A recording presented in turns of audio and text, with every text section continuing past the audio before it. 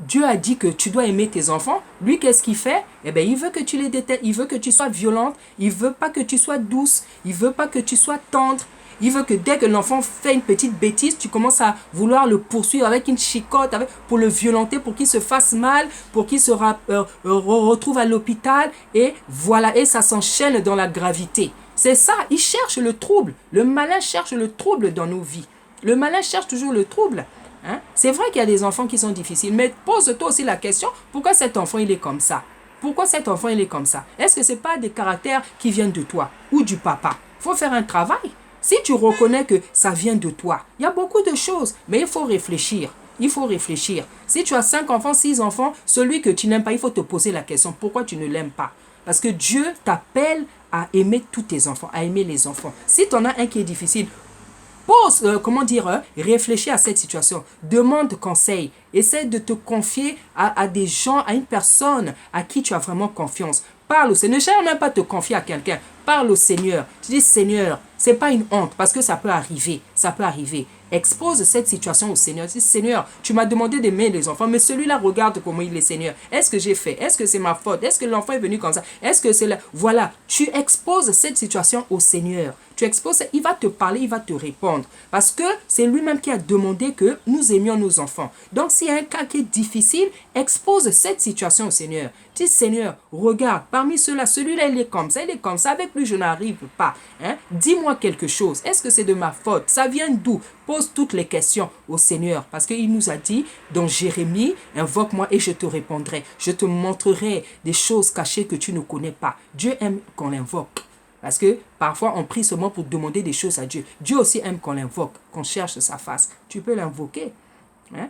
Donc voilà, Dieu nous demande d'aimer nos maris, de nos enfants. Eh bien, le diable veut qu'on déteste nos maris pour qu'on se sépare. Il veut que nous soyons des mamans violentes, des mamans pas tendres. Il y a des mamans qui ne sont pas tendres du tout avec leurs enfants. Les mamans qui ne savent même pas faire des câlins, des bisous, prendre les enfants. Il y a des mamans qui ne sont pas tendres. Mais ce sont des enfants, ils ont besoin de câlins. Si des grandes femmes comme nous, comme ça, on a besoin de tendresse, de douceur, à plus forte raison des enfants. Ils ont besoin de câlins, de tes bisous, de tes encouragements, de tes bonjours, de tes merci, de tes s'il te plaît, de tes bonnes journées, mon chéri. Hein, de tes bisous, de tes câlins, de ta tendresse, de ton affection, de ton amour. Voilà de quoi un enfant se nourrit. Voilà comment un enfant grandit, hein, équilibré. Voilà comment un enfant devient fort, heureux. Quand il reçoit beaucoup de tendresse, d'amour, de câlins de la part de sa maman. Même les animaux savent caresser. Même les animaux savent faire du bien. Pourquoi tu n'arrives pas à être douce avec tes enfants? Pourquoi tu n'arrives pas à être douce avec ton enfant? Fais un effort, pose-toi la question, demande au Seigneur de t'aider. Entre en prière, pose des questions, expose ta situation au Seigneur, il va t'aider. Hein? Voilà. Qu'est-ce que Dieu encore attend de la femme?